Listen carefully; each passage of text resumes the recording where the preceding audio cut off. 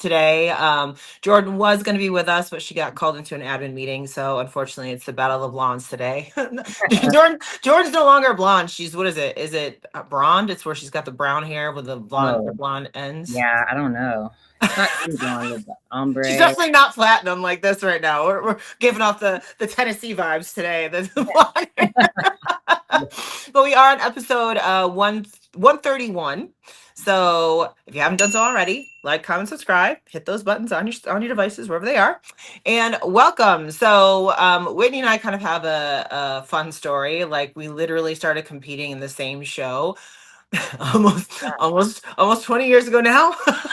I think it's closer to 15 years. We'll just say Ah, that. it's close to 15. Okay, we'll say that. Yeah. This is true. Okay. Well, Yeah. it's it is 2026 and our first show was 2009. So Yeah. technically it's right down the middle. We'll just say it's right down the Yeah. middle. So yeah, 20 years just sounds way too long ago. So Oh my God. neither one of us could have been competing 20 years ago. We were just babies, right? Just kidding. Yeah, I know. We're in the womb still. Yeah, exactly.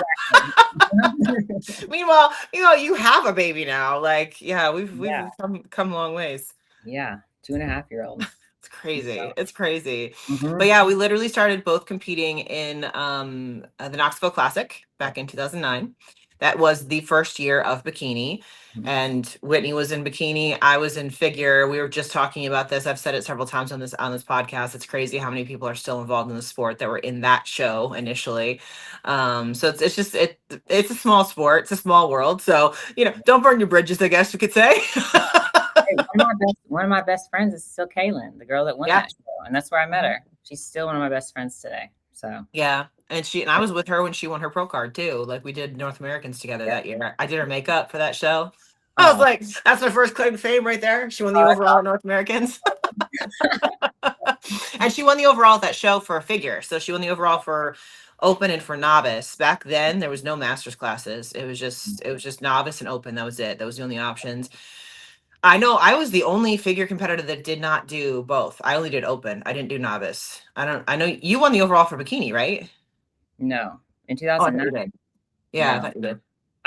So there was only one class total. I guess it must have been the open class. Yeah. And there was only 6 competitors, and I got second place. Oh, okay. For some reason I thought you won the show. Well, in my mind, you won the show, and I'm gonna keep it there. We can just keep that. That's fine. Isn't it crazy though that there was only 6 competitors? And then, because I remember the next year I competed in bikini in that show, and there was like 20 competitors in my class. And yeah, I think it was that must have been 2 years later. Oh, you know what? So I wanted to be a figure competitor so bad. That's why I don't remember this, because I decided to compete in figure one time, and that was the show. The next year, the Knox Classic. Oh, okay. And I looked incredibly small, and I'm like, you know what? I guess I'll just go back to bikini. Well, it's funny because I look back at those photos, and that was back when we could wear like the off the rack suits and everything. So people were wearing like Victoria's Secret suits and stuff like that, and hitting like pageant poses. It was nothing like bikini today. It's crazy. Yeah. It was I think I took second that year. I can't remember I think I took second in my class that year, and there was definitely at least 2 classes, if not 3. But anyway, yeah. That must be why I don't remember the bikini division, because I was figured that one show only. So. Yeah.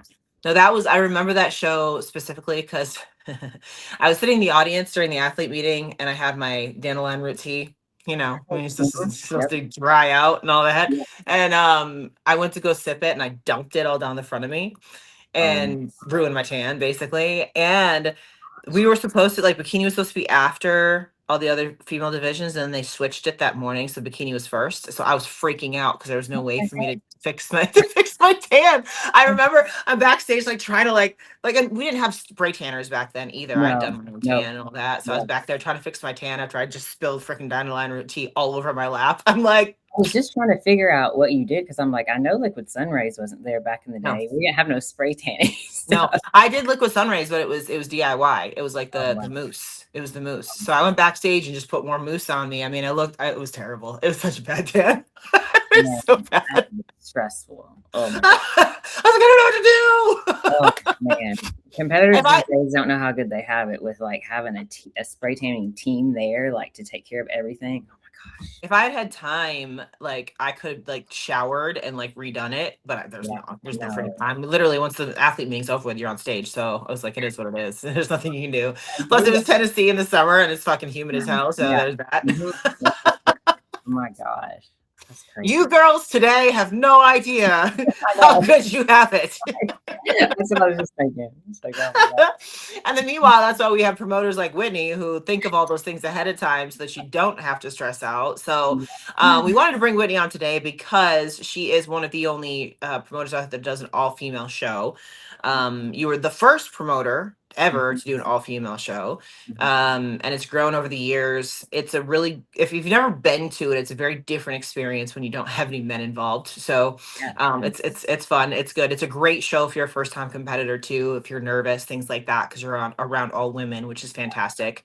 Yeah. Um, but it has evolved over the years, things like that. So we wanted to kind of go dive into that, talk about what it's like to go shift into the role of being a promoter, and like I said, like now with Fit Model Division coming in, how that looks. So why don't you just talk a little bit about why you even started this show in the first place? Yeah. Well, it started from like I was a competitor, pro athlete, competed like all over the world at the Olympia too. So I had like all these good experiences, but I also had like a lot of bad experiences too. And so I got that the first time I got the idea in my head to even do it is I was judging because I've judged for several years. I was judging a show in Tennessee that no longer exists anymore, so I can talk about it. And I was sitting at the judging panel getting ready for finals to start.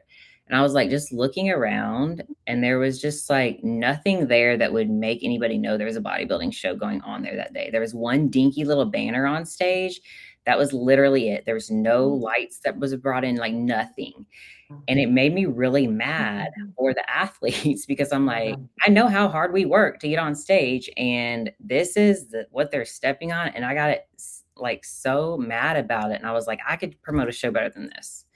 That was like the first little seed that I just, planted it in my mind. And then so over time, like I was thinking, I was like, maybe I really could.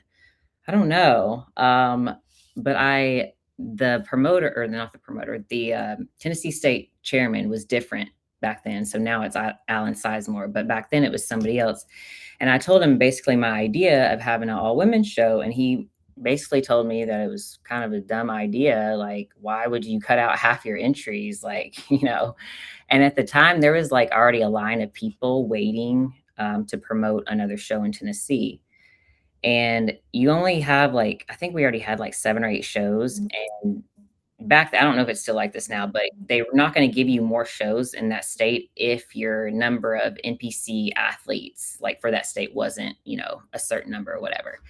And so lots of people had been waiting in line or whatever to promote a show. And just because my idea was different, I mean, it's honestly a much longer story that I couldn't go into today, but of how I got it. But everything worked out over time, and I got this show just because it was different than anybody else had thought of.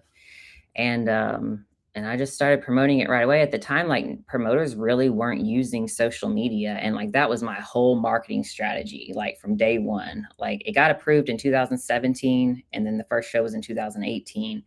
And I had like a whole plan about how I was going to use social media to blow it up, because promoters were still using like posters in gyms, like paper promote like posters. And I'm like, okay, well that's great, but that's not. But, White noise. It's all white noise. People don't pay attention. Yeah. It's so old school. I'm like, Instagram is growing. I mean, it already was growing, and that was not even that long ago, like 9 years ago. So yeah, I don't even remember where. I'd just like to take a moment to welcome our new channel partners, Prozis. If you are unfamiliar with them, go ahead and go down into my description box now, click on the link, go check out their site. They are the leading supplement sports nutrition company based out of Portugal, been around for 17 years. You might be asking what makes Prozis unique? Well, everything that they make is made in-house or with trusted partners. They have to go through rigorous testing in Portugal in order to even get any products on the market. So what you're gonna find really high quality, pure supplementation. And one of the biggest things for me is I have some GI issues. So being able to eat some of these more healthy protein treats and things like that and not have any gut issues, worth its weight in gold. Go check them out. Click on the link in my description box below. Use the code Cuties10 to get all of your discounts and even some special surprises. They're always putting out some amazing promotions. Let them know that I sent you and let me know what you think. Thanks again for watching and thank you for supporting our channel. Now, go optimize your own athletic abilities and check out Prozis.com. I was going with that whole story, but I think that's the gist of it. Well, the bottom line is this is something I've seen, we've talked about this before too. I feel like as a whole, the bodybuilding industry is very, very behind the times when it comes to marketing, when it comes to promoting, when it comes to just keeping up with society in general. Like it just is, it's behind. It doesn't keep up with today's standards. I mean, IG criteria is like completely different than criteria for bodybuilding. It just is what it is, and I hate to be that person that's like stop. Like the old ways are fine, like don't get me wrong, like you still have to have remember your history, but you got to try something new too. I mean, I was a part of that too with my CCTS stuff. Like nobody was doing stuff like that back when I started. Now everybody is. It's like, no.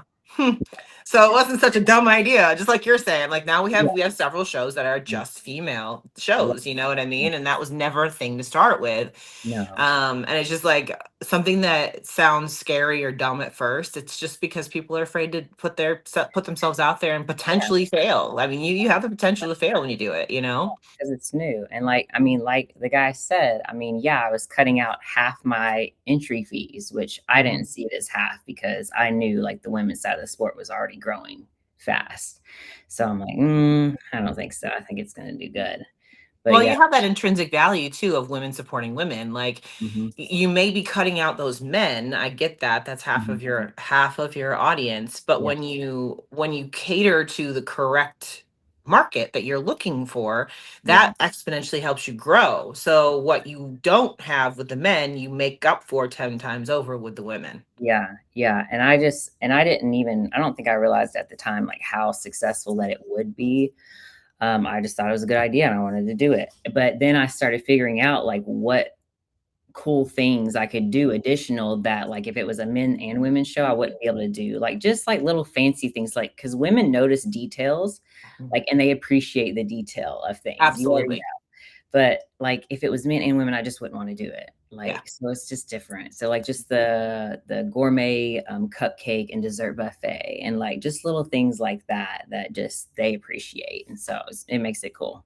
Yeah. And just having like, I always say this because either I'm at the show or I have clients who are in the show, whatever, there's some of the prettiest pictures and videos you'll get because again, like the background's all like blue and pink and purple. And like, you couldn't do that if it was dudes in the show. All the pink lights and stuff. No. Definitely. But it looks like, even though the aesthetic of the show is pretty, it actually looks really pretty for the pictures and everything like that too. Like your skin bounces off it really well, and you got those cool colors in the back, and your skin is really warm and things like that. So it's actually a really good contrast with the photos and everything like that as well. And that's just some that's just something you can't do if men are there. Men don't want to be on a pink background. Well, that too. I mean, some of them do. I mean, some of them don't care. I mean, that's the whole point, though. The details thing, they don't care. So you started, trying to get this sanction. You finally were given the sanction. Do you believe it was just simply because it was something different? Like I know at one point you told me it was because you felt they felt like they were going to give you the sanction because they felt like you were going to fail.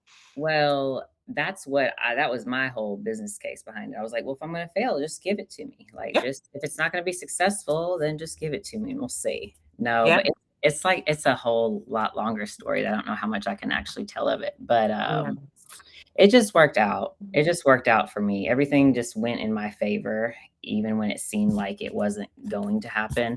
And then also I have to say too, Alan Sizemore was the vice chairman at that time, and he was just about to step into the chairman's role, and he was actually a huge advocate of mine, and so he helped a lot, like behind the scenes, and getting my show approved. And like he was basically, the torch was being passed off, like it just all happened at the exact right moment, almost like it's kismet, Yeah, yeah. So he was a huge advocate of mine. He was standing behind. He thought it was a great idea, and so he helped me get it approved too. He was at that first show too in Knoxville. He was an expediter at that show. Yeah, yep. Yeah. Hmm. Yep. Yeah. And so it's so funny to think back. Becca Sizemore, his wife, was Yeah, there too. Yeah. yeah, It's yeah. just hilarious. All of us It were there. was such a dinky little show too. And like Yeah, literally everybody was there. yeah. I know. That's so weird, but yeah, true. 2009. Yeah. So one of the things that I've noticed with your show too, because I've gone almost every year. I think last year might have been the first year I didn't go, but one thing I've noticed with your show is that you do change venues and you change places quite a bit. Now, is there a reasoning behind that as to why you changed where you're at? So I've been in the same venue now for 5 years. Oh, it's been 5 years, really? Yeah. I was gonna say 3. I had to change the first couple times. I had to change quite a bit. So I had it at the Vanderbilt Auditorium the first 2 years, Mhm. and then COVID hit, and obviously that changed everything. Yeah. So they're like right there with the hospital. So their auditorium was no longer for rent, and it became like a hospital waiting room. Oh, okay, okay. I couldn't have it there anymore. Talked Opryland into having my event there, even though it got pushed way back to the end of 2020. So it was October. I was actually one of the first. No, I was the first event that they had back Oh, there. wow. Funny story with that one was like the Davidson County, so like Nashville, they had to approve any event that was more than 50 people. We had still not gotten the approval to have the show until 2 days before the show. Wow. So I'm just having to I didn't tell a soul. I was just promoting away. You can't because people already were hesitant, is this going to happen? So if I showed any signs of, it not happening, then it would have just fallen apart. So we got the approval 2 days before, and so it happened. So I almost had a heart attack. But anyways, so I got an amazing discount. And that's why I was even able to have it at the Opryland Hotel, because that place, I mean, it is like a magnificent, and it's like $50,000 normally just to rent the empty ballroom that I was in. Like no lights, like nothing is included. And so when they started raising it back to go to the regular rate, I'm like, okay, I've had my time here. I'm gonna see myself out. Well, listen, I think that that's something to talk about too, because people are always so critical, I think, of shows. They don't realize that the kind of expense that goes into it, like, I mean, I understand too from doing Cuties Conquer the Stage, same thing. Like I was in a similar position with you and that year too, it was 2021, right after COVID and all, or well, during COVID, the whole situation, because the capacity restrictions kept changing. Yeah. And it was like, well, can we have it here or can we not? And like what I ended up doing that year was we had like the social stuff at the Ritz. And then we had all the teaching stuff at the shop gym, because gyms were under a different capacity restriction than venues were. So it's like you had at the gym, you had to have, I think it was like 25% of your capacity is what you could do. And the shop gym was this big, huge, enormous like warehouse gym. So they weren't going to hit that 25%. They just opened a new location, all that kind of stuff. So we were able to have our event there, no problem. But we wouldn't have been able to do it in the conference rooms at the Ritz, because it would have been too many people. So like when we had our little like cocktail hours and stuff like that, what they did is they gave us the entire 4th floor, and they put like a different bar at each end of the floor, so it looked like it was like 4 different parties versus one party in one spot, so that we could have the capacities. Did they still have the 6 feet apart? Like you have to stay 6 feet apart, or the Well, so what that was if you had, I think I can't remember the numbers exactly, but I think it was like the capacity level was like 10 people per certain amount of square foot kind of thing. So that's why when they put the 4 different bars out, we were able to use the whole floor and meet the capacity. And like for the girls' night out, we went to Greenhouse Bistro, which had an outdoor covered area. So we were able to have the full capacity there because it was outdoors and not inside. It was just so silly. Like the whole thing was stupid, but it was like, but same thing. I was concerned that like the day before they were going to change the capacity restrictions again or something, you know what I mean? And it's like, man, I'm fucked. So yeah, it was October of 2020, and so it was still just craziness going on. Yeah. And they set up my ballroom like seats, like one seat every 6 feet. And I said, absolutely not. This is so stupid. I was so pissed with all the COVID stuff anyways. I was like one of the rebels. I would not wear a mask. I got in trouble so many times. I'm surprised I didn't get arrested. But I was like, this looks so stupid. Like, we have to do something else. And they're like, well, the only other option was to just put like, those big round tables, like, and make it look like a banquet. And I'm like, let's just do that. It's going to look like a VIP, like elevated experience, because that is much better for people per round table versus seats all the way spread apart. And so we made it look cool. We had like purple tablecloths with like flowers and lights on every table. And so it turned out really awesome, actually. Yeah. So, but yeah, just something to work around all those stupid restrictions.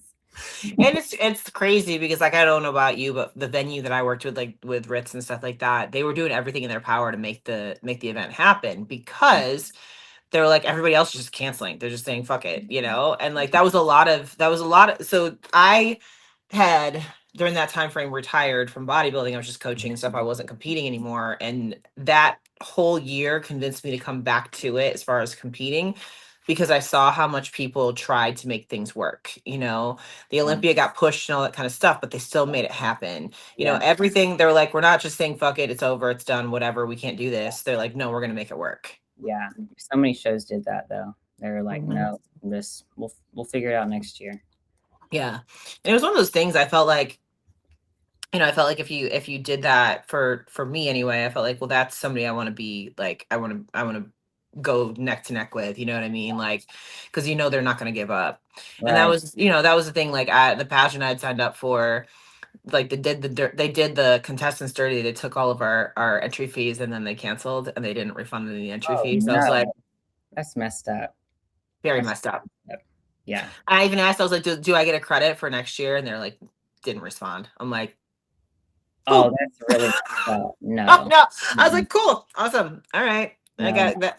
Told me everything I need to know right there. I was like, that's crazy. Yeah. No, I'm never gonna do anything like that. That would be crazy. Like, even though like we can't do refunds like per the NPC, because so many people would back out for whatever reason. Yeah. I still, like, even though I can't do refunds, I will transfer your entry to the next year. Like, I try to make it work. Like, right. I'm not going to just take your money and then like, oh, you can't compete. Sorry. No, that's not right. So. No, we've always done that with our business too. I mean, it's one of those things. It's like, you can't plan an event and then just be like, give money back to everybody, because everybody has a sob story. Everybody does. And we have to pay deposits, and like so like that's right. A lot of expenses. Like, we can't just tell them, oh, sorry, they didn't pay me. Right. I can pay you. Nope. Right. We still want their money. Yep. Because going back to the concept of the expense of the show and everything like that, it's like, you're right. The venue still wants their $50,000. Regardless of who shows up. Yeah. They're still gonna get their money. So it is what it is, and it's hard because in the bodybuilding industry, it is so small. We all know everybody. And like, it's like, you feel bad. You like, I don't, like, I know you as a person and stuff like that, but I still have to run a business too. Yeah. It's like, there has to be a balance there. And it's like, you have to understand that. And a lot of people just take advantage of that. I feel like sometimes, and it's frustrating. I know. I hate it. Like, so many people ask for discounts, and I'm like, I can't ask the venue for a discount. Right. You have no idea how much this costs to do all this.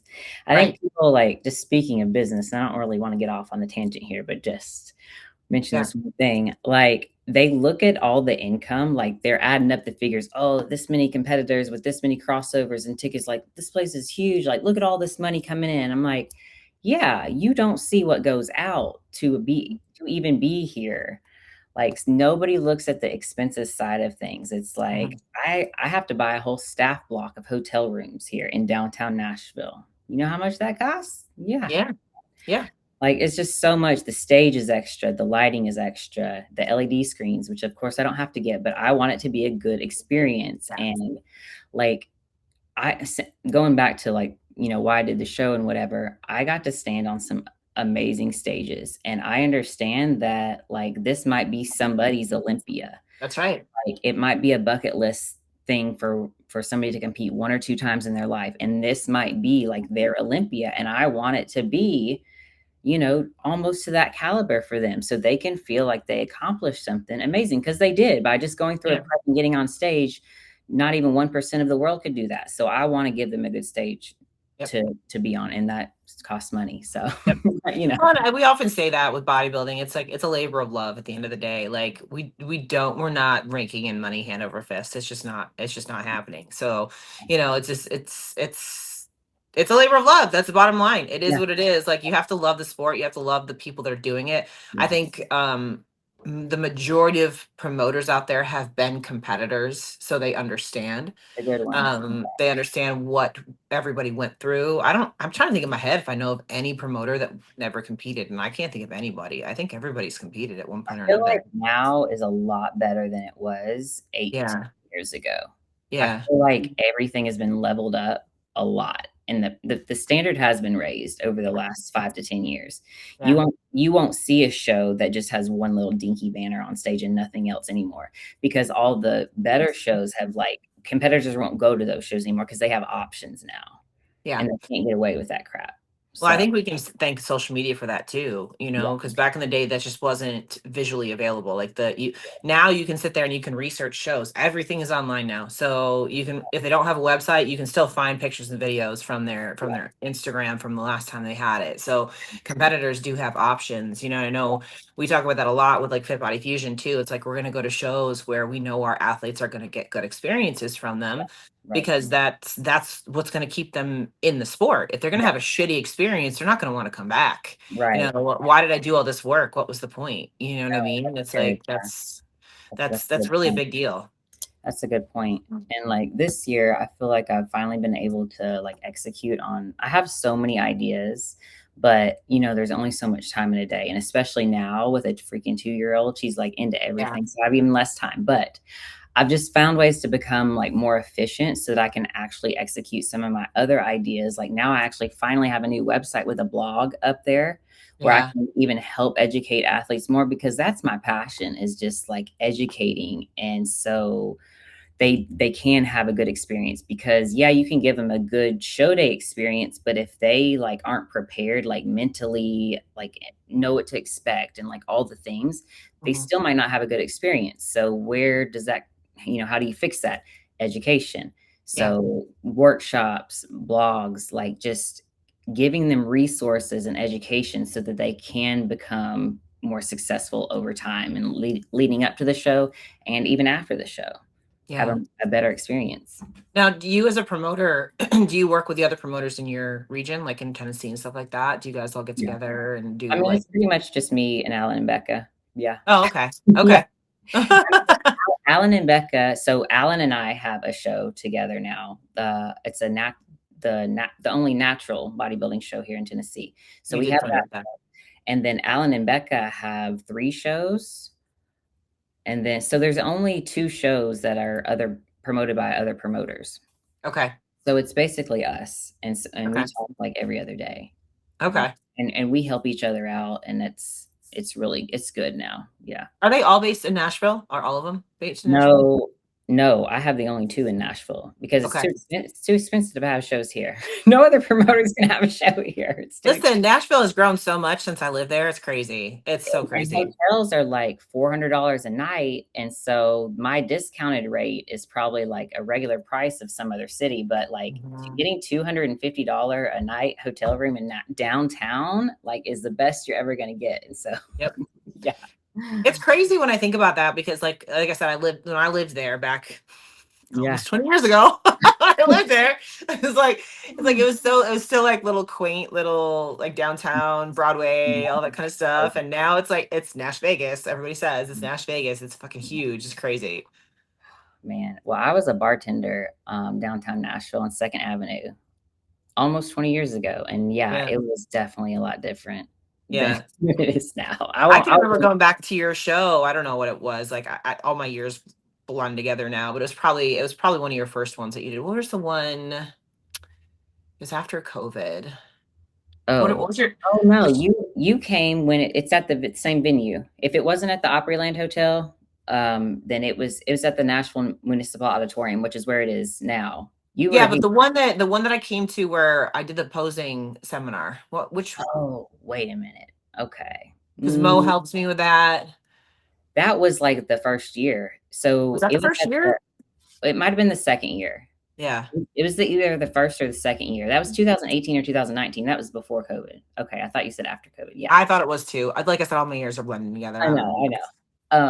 Well, we've been to so many shows. Like, what? I know. Year My point was, I was going to say, that was the first time I went downtown since I lived there. And I was like, what the hell? I was like, what is going on? It was at Vanderbilt. So that's like, it's Midtown, but it's very close to downtown.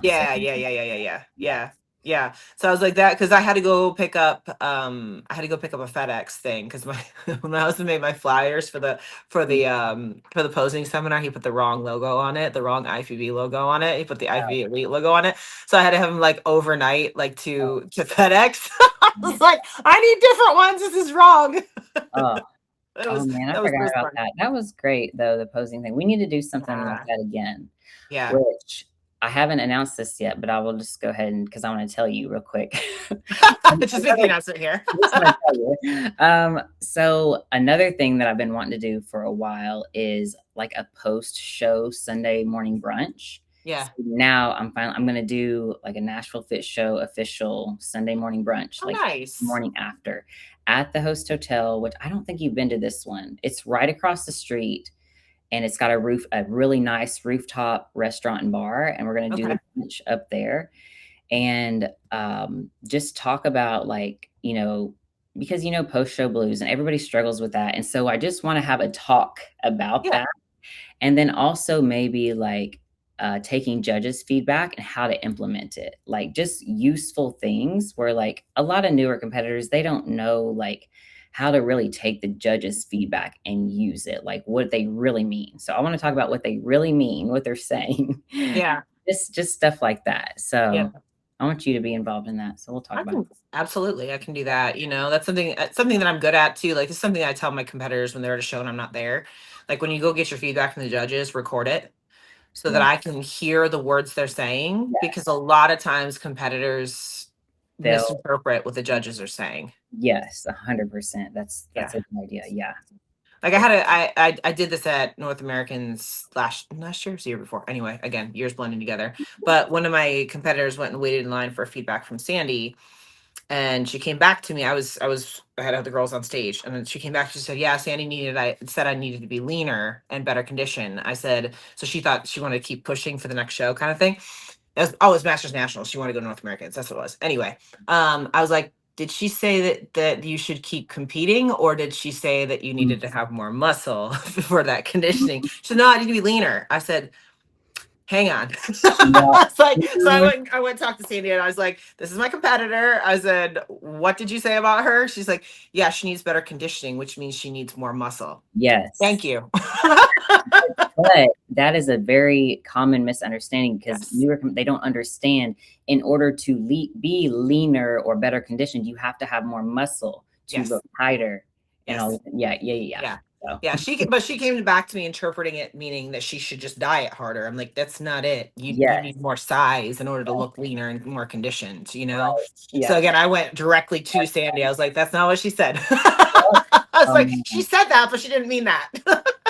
That's smart having them record it so know what they really said. Okay. Yeah. Because again, one word can completely mean something different to another person, or somebody that's not experienced and doesn't know what they're looking at. Like I have these conversations with my competitors all the time, and they don't see what I see. A lot of times the competitors are too close to it too. Like it's their own body. They can't see it. I'm that way with my own body. That's why I have a coach. You know what I mean? Like I have my coach look at my stuff because I don't see things clearly on my own frame. And I know that, you know. I don't think anybody, if you're being honest with yourself, I don't think anybody could. Like, no matter how much of a pro you are, like that's why I've always had a coach since I was a pro. I know, like I see fat that's not there, and so I would just keep dieting myself into like a rut when really I need to eat more, and then I would look better. So that's right. That's right. Well, I mean, especially as women, I think our hormone panels are so different that they affect I'm on my period right now, so they affect how I see things. Yeah, I Like, understand. I understand. I'm like, oh, I want to cry for no reason. I get it. But I love that idea of a post-show brunch. I think that's Yeah. great because everybody wants to go get breakfast the next day when they get done with the Yeah. show. And a lot of times you're trying to find people. Like, I think that's even better than doing like the post show like dinner. You know Like, what I mean? or the after party. Like, I'm not an Yeah. after party. I'm gonna tear No. down the stage and everything, and then I'm going to bed. Like, Yes. everybody's like, "Are you going out tonight?" I'm like, "You Yeah. don't even understand what I gotta do right now." No. Most competitors, that's all they want to do too is they want to go take a shower, eat something, and go to sleep. I mean, that's all they Mhm. want to do. And then the next morning, they want to go have a good breakfast. I mean, I know that's me. Like when Yeah. when I get done with the show, I'll hang out and have dinner. But like I'm exhausted. Like I don't want Yeah. to talk. I don't want to do For those kinds of sure. things. I just want to eat and go to bed. Right. So I like that idea of the brunch. I think that's a really good idea. Yeah. I don't think I've ever seen that at a show.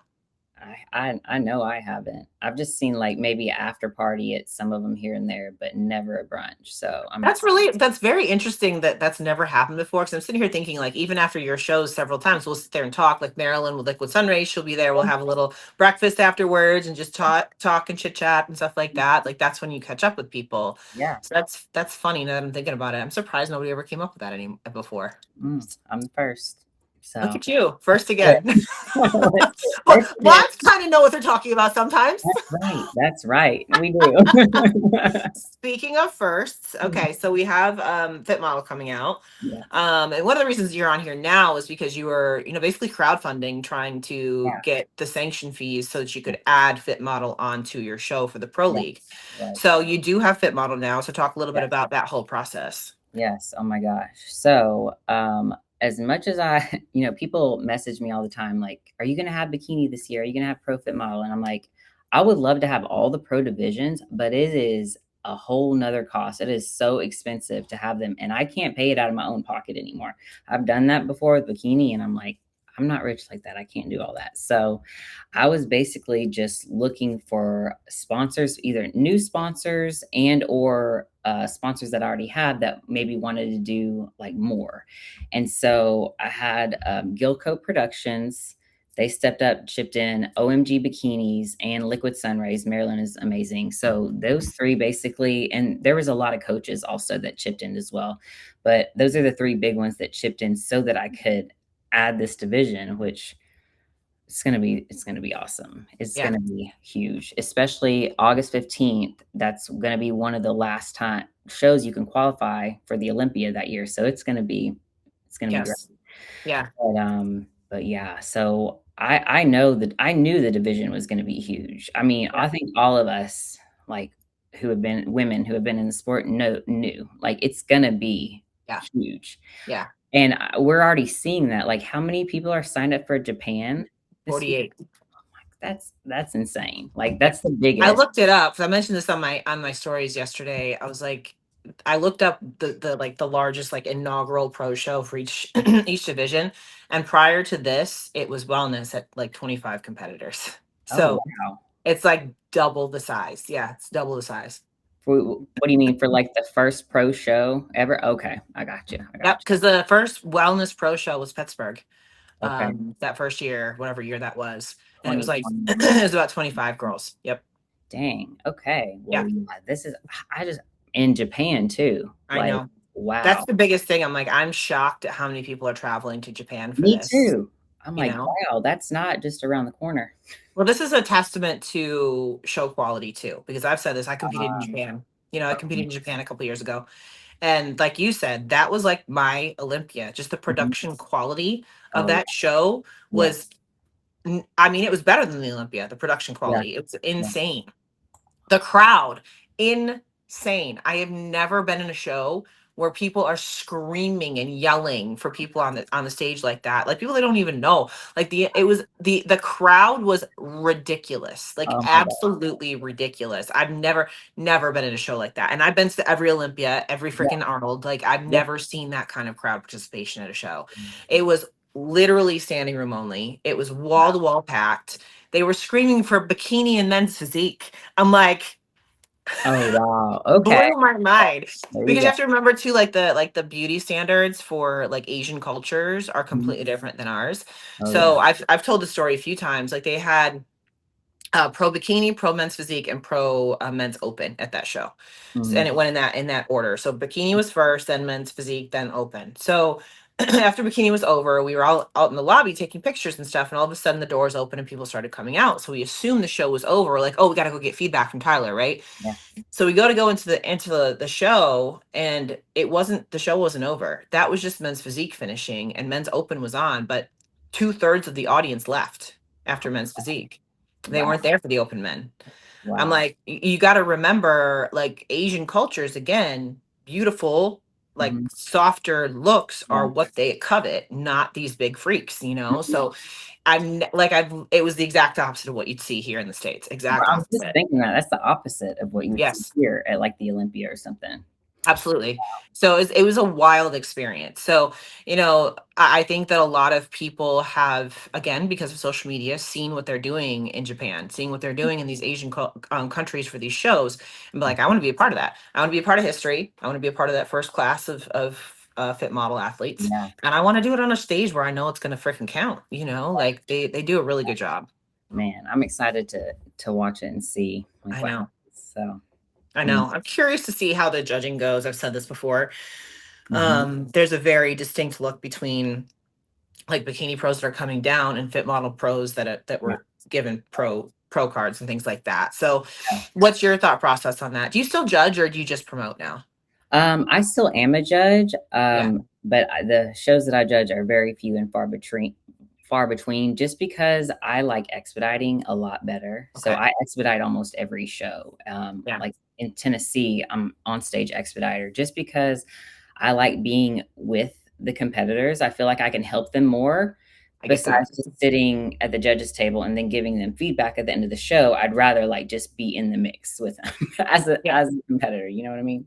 Absolutely. So yeah, I don't know what's gonna happen. I think it's gonna be very interesting, but exactly like you said, like there is a very distinct and different look from the bikini pros stepping down, and then the newer fit model pros. So it's gonna be interesting. Yeah. I have no idea Yeah. which way it's gonna go, but I'm ready. I want to see the comparison videos. Pictures aren't gonna show anything, but Yeah. videos and stuff. Yeah. Yeah. So, I'm very curious myself. I've already said this before. Like I'm hoping that they go with the Fit Model Pro look yeah. versus the bikini coming down look. Yeah. Because I think that gives a much more distinct difference between the two divisions. Yeah. Um, it just there's a difference, and you can see it in photos. I mean, there's a difference in muscularity. That's what I was gonna say too. Now in photos, doesn't photos on Instagram versus what they're gonna look like on stage could be two different things. We don't Yeah. know yet. Yes. But in photos, yes, the bikini pros stepping down have a much harder look. Yes. Much harder. Again, these are just Instagram photos. How they're gonna look on stage next to the others, I don't know yet. I don't Yep. know. Yeah. So we'll see. I think we're gonna, and I'm hoping that we get good quality. We should. It's Asian cultures. They're really good with technology. So I'm There hoping you I'm go. hoping that we're getting really good videos and pictures and stuff from all of this, Right. because I really think this is going to set the tone for the year coming up. Yeah. Um, maybe even more so. This show, maybe even more so than any of the ones in the States, because I don't think we're going to see quite as many people from Europe and Asia and stuff like that traveling over here to compete quite yet. True. It's interesting to me that everybody from every country is showing up in Japan. You know what I mean? I know. Yeah, yeah, yeah. There's not another one. When's the first Fit Model Pro show here in the US? It's It's not Wasatch. soon. When It's is it Wasatch. Yeah. April? Yep. Okay. Okay. Yep. Yeah. Yep. So that's the first one here in the States. Which I think will still be big. Oh Because we were yeah. talking about this too on previous podcasts. Like the girls that are not going to Japan that want to be a part of this inaugural class, they're all going to Wasatch. Yeah. So it's Yeah. like there's that. I think between the first like 2-3 shows of the season, we're going to see a very clear path of what direction they're going to take for all of this. Yeah. And I think that some girls are going to hold off and wait till that shows up. Wait to see Oh yeah. how they have to bring their look in order to be competitive, which I don't fault people for doing that. I'm doing that myself. You know what I I mean? was like, when are you competing, Sean? Yeah, not till June. One of the reasons why and now I told you, I was like, well, I'm going to compete in your show now because because A, you got open, but you've also got masters too. Yeah. So what made the decision for you to do masters? Well, I always want to have a master's class if I have an open class. I didn't get that option with bikini. Oh, okay. Because there was already another show in the South that has all the bikini masters. It's a huge master show. I think it's in Florida. And so they wouldn't let me have it this year. But I've always got it before, but they wouldn't let me have it. I think the only reason I got it for Fit Model is just because it's a new division. So they approved the masters divisions for me. Yeah.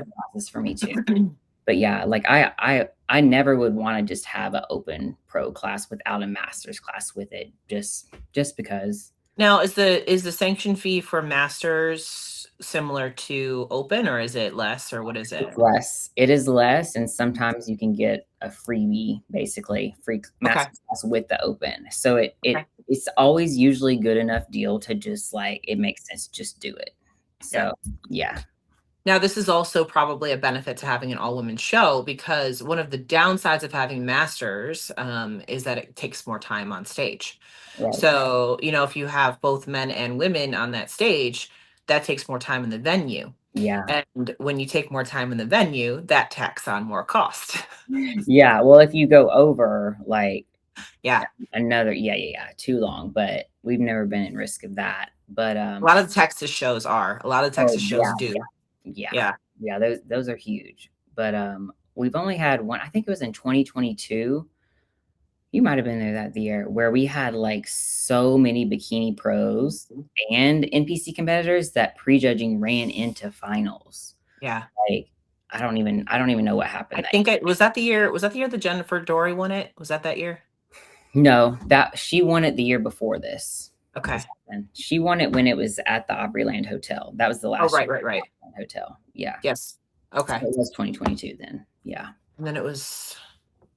But I all blend together so much. I know.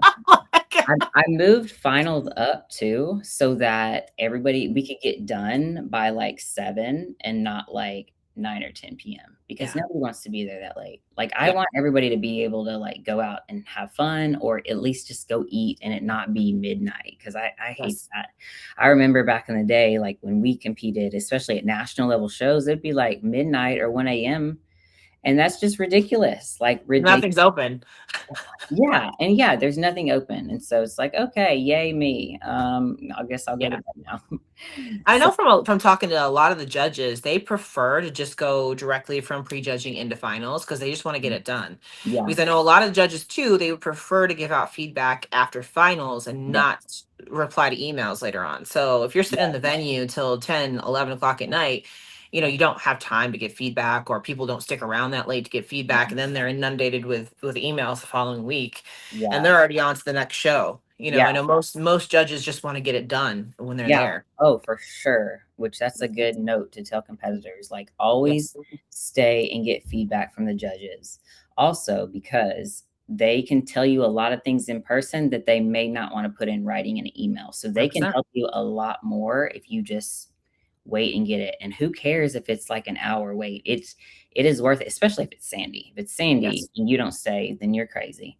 But it is worth it to just plan, just bring some snacks with you and plan on staying and getting feedback right after the show, which I don't know if they do this in other states, but we just started doing it in Tennessee where since like bodybuilding is first or a figure or whatever, we don't make everybody wait till the very end of the show. We have one of the judges go backstage after each division. And so so they do. So that makes it way better.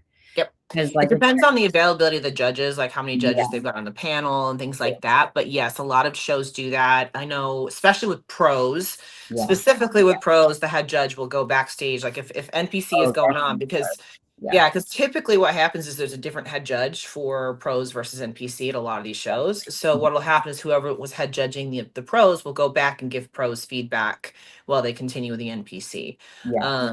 That happens a lot. Or the head judge will just take a break real quick during finals. Because again, the judging's done at finals, Yeah. right? So it doesn't matter. The head judges will get up and go backstage, talk to whoever, and then go back out. They're not judging until they get to the overalls, and then the judges are there to judge the overalls. Yeah, just the overall comparisons. Yeah. Because a lot of times too, what competitors don't realize is there's not a lot of judges, right? So they're booked every single weekend. Yeah. Show pictures on NPC News Online usually don't come out until the middle of the week or the following week, especially for NPC. So by the time you get your show photos, those judges are already at another show. Yeah.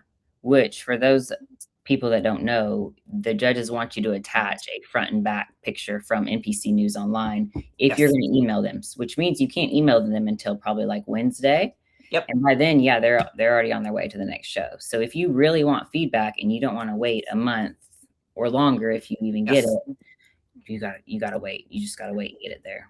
And what you'll notice too is if you go backstage or wherever it is that they're giving judging feedback, the judges have their list with all of the notes that they've written down next to your competitor number. So it's really easy for them to look at your face, look at your competitor number, look at their list, and be like, this is what I wrote down for you. Yeah.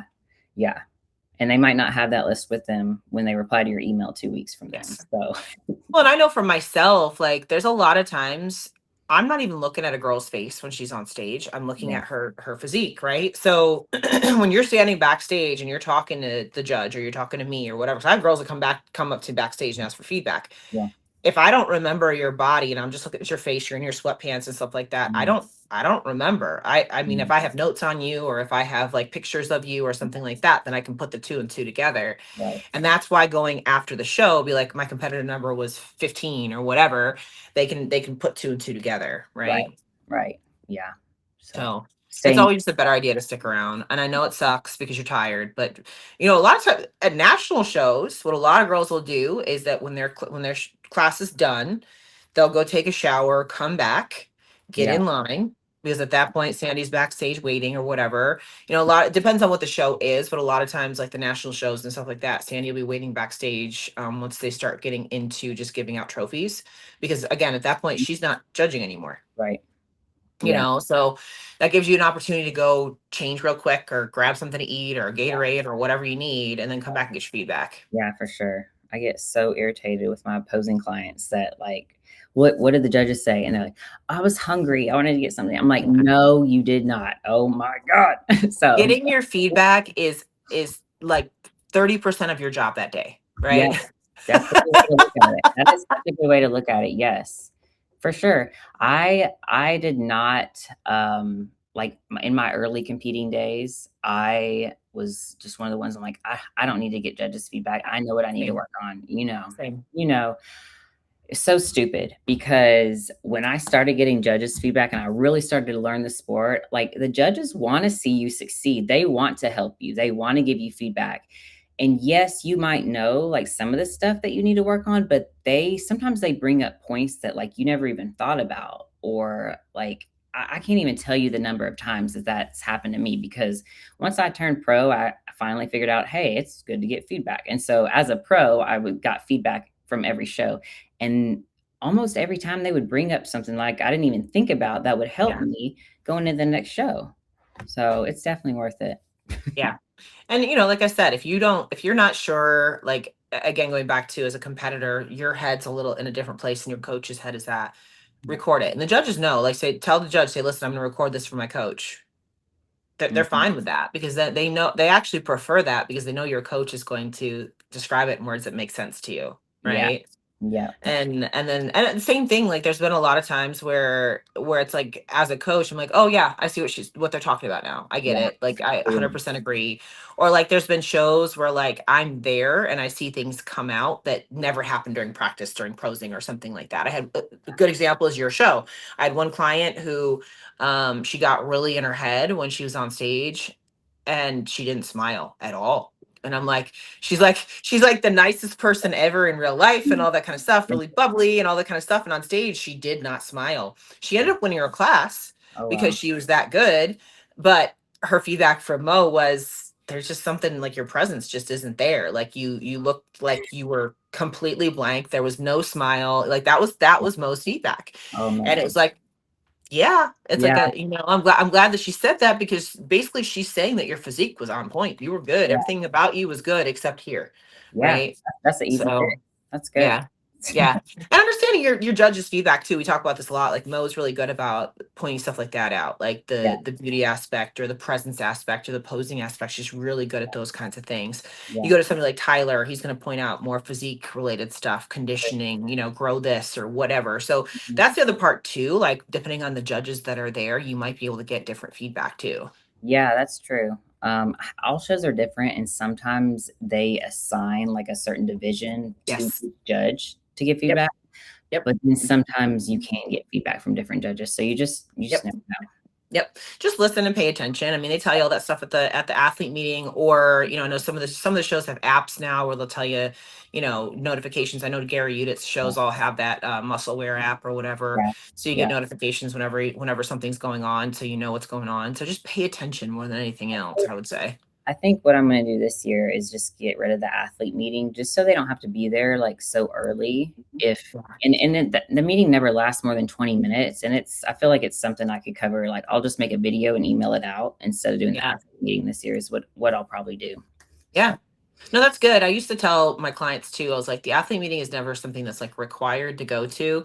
It's more so like they're trying to get everybody in one spot at one time. It's like herding cats, Yeah.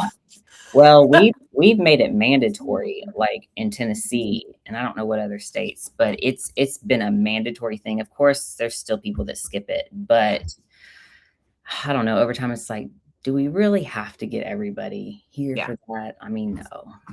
And again, this goes back to paying attention to your show rules, because most of the shows that I go to, that athlete meeting is not required. It's like, it's one of those things where if you can show up, you can. But I know, because being a makeup artist, like I always schedule people through the athlete meeting as far as appointments are concerned. I'm like, you're fine. Don't worry about it. Like they're just going to tell you the order of events for today, that kind of thing. So you're good, and like if you have ever done a show, or if you have a good coach, you should know all those things already. You know what I mean? I had some, like, because we get a lot of new competitors at the Fitshow. Several girls reached out, like asking if they could like walk the stage like the night before, and so I was like, no, but we'll do a dress rehearsal, or not really a dress rehearsal, but whatever the opposite of a dress rehearsal is, where you can just walk across the stage. So I might offer that again, like, hey, if you want to come, like just walk on the stage with me in the morning, we can do that. If not, no biggie. Just to ease the nerves of the newbies, I think that's very valuable. That is something that I tell every one of my clients when they go to check-ins, because usually check-ins is the same place as the stage and the venue. And I'm like, if the stage is set up, have your heels with you, ask if you can go walk the stage, because then you can get a feel for the flooring. You can know how many steps you have to take to get into the box, that takes those nerves out. So that absolutely is a good thing to offer. If they can't get on it the night before, I think having a meeting in the morning where they can is absolutely doable. I think I'll do that. That can be optimal. But yeah, I think just like knowing the flooring situation, because it can be so different across everywhere. So when I was competing, that was like always something I wanted to know. Like, practice for any situation as always, but you just want to know that. Like, well, there's certain things you can't prepare for. Like I remember there's a show that I did in the Midwest, and it was one of those expo stages in a hotel, and just the way they put everything together, it was off like this. So it's like everybody was stumbling when they got on stage, because they just weren't ready for that. And typically when you have an expo stage too, what they'll do is they'll put the X of the box right over all of the seams. That's how you know it was a man that put that box there. It's so true though. Usually I'm on stage expediter, and so I'm usually the one taping the stage, hopefully. I'm not going to put it over like where everything connects. Like that's the worst part. You can't get your heels in there. I know. Well, pro tip on that, if they do that, walk to the side of the seam. Don't go right down the middle of the box. It is what it is. You're gonna stumble. I'm telling you, Yeah. you're going to stumble if all the seams come together right there. So just go off the side one way or the other on that. That's why I try to walk the stage the night before at check-ins, because then I know what I'm up against. I know where I have to hit everything, you know? Yeah, for sure. There was I think it was Robin's show. When she did it's Wasatch now, but it was Salt City Showdown when I did it, and the flooring itself was rubber, which is great for when men are on there, because if they have like oil on their feet and stuff, it's not slick, right? So they do it on purpose. There's some shows that do that on purpose so that you don't slip.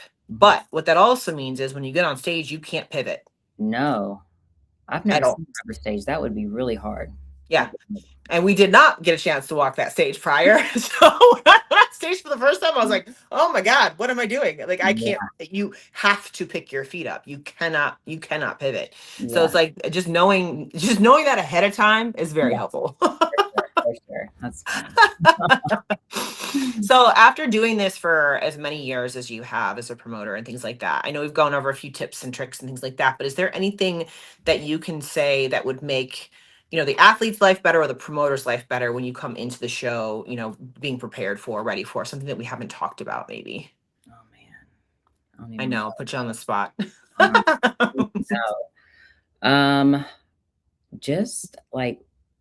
Just stay up to date. Like, check the website. I get a lot of questions where like it's easily found on the website.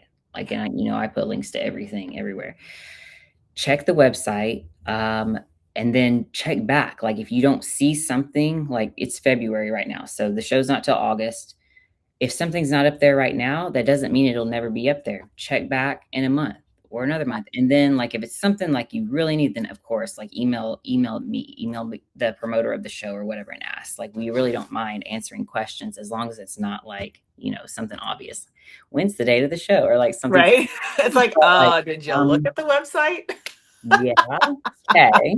So, but that's the only thing that I can think of, like, off the top of my mind, is just check the show website for like all the updates or anything that you need to know. And I know some aren't as good as others with having like all the information up there.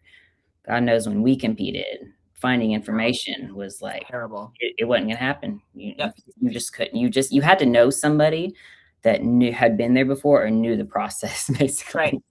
Yeah. No, absolutely right. But this comes back to what we were saying at the beginning about show experience too. It's like the promoters that have done this for a long time, that know the ins and outs, that know what the common questions are going to have the answers to those common questions out. You're going to be able to find them, whether it's on their Instagram or it's on their website or whatever. You're going to be able to find them. So just stay connected. Stay connected to that site or the website or whatever. And pay attention. That's all. Like, that's probably, myself as a coach, that's probably my biggest pet peeve, that, people just don't pay attention. Like, I'm like, I told you what you're supposed to do when you're supposed to do it. Just write it down. And everybody processes things a little bit differently. So what I would say too is, like, try to get as much of the information set and ready to go before you're 6 weeks out from the show. Yeah. Because that's when your brain starts to go a little bit wonky once you get into that last month or so. So have it all set and ready to go prior to your brain just kind of shutting down on you a little bit. That's good advice too. But then also don't overthink. Don't overthink. I mean, you already know. Yeah. All us competitors, most of us are like type A-ish, and we start thinking, and then we start thinking way too much about stuff that just does not matter. Yep. Like, if you email me and ask me what color the backdrop is going to be of the stage, I mean, I'm just probably not going to reply. I'm sorry. Listen, that for me as a coach and as a suit designer is one of the worst questions. I get so annoyed by that question because it does not fucking matter with your suit. I'm sorry. It doesn't. Thank you. I'm glad that you said that. It does not matter. You don't need to match your suit or make sure it doesn't clash or anything. It does not matter. No. At all. So don't, like, stuff like that, you're overthinking it. Like, don't overthink those kinds of things. You'll just stress yourself out. So Because I always control. tell people, I'm like, I know that you're looking at these pictures on NPC News Online, but you have to remember that is a flat surface that you're looking at. When you are on stage, you are a three-dimensional object. You Yes. don't blend into the LED screen behind you. No, you really don't. I mean, and especially from the judge's perspective, like Yes. we are so focused in on your physique, we Yes. don't even know what's behind you. I can tell you. Yes. So it Yes. doesn't matter. It's okay. Yes. And if you're ever wondering those kinds of things, go watch a show. Go sit Yeah. behind the judges and see what they see because you are not going to blend into the backdrop. I'm telling Yeah. you, it does not make a difference at all. What does make a difference in your suit color is how it pops off of your skin, Yes. right?